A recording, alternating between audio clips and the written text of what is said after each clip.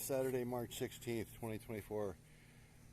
Welcome once again to the continuing saga of the 93 F250 4.9 liter inline six.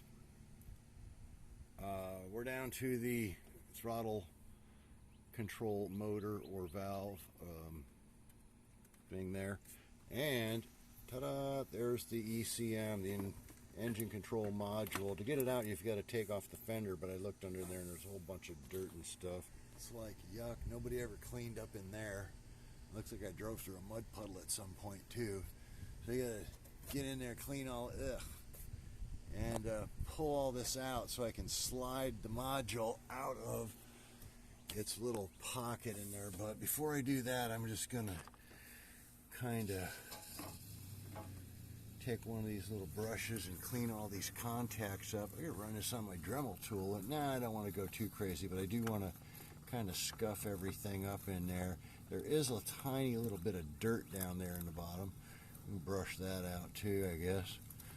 Dispose while I'm in here. And then there's two rows of pin connectors. There goes my neighbor. Hey, Fergie. He is a, oh yeah, those look bad. Oh wow, those do have a little corrosion on them, don't they?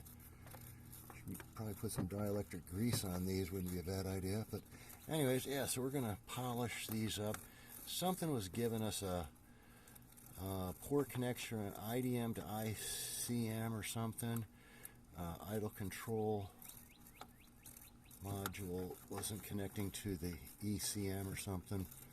So it might, and it said it might be a, oh, I got to get a video of the reader for this thing. I got to see if my buddy will bring it back over. It's got little cartridges in it like a Game Boy. I swear, it's the funniest thing. Alright, I'm going to have to figure out how to clean those out, but that's just the ECM plug-in. You got to take it out, you got to get these bolts out and then release that fender, that fender liner there. And I'm not going to do that, that's too much work.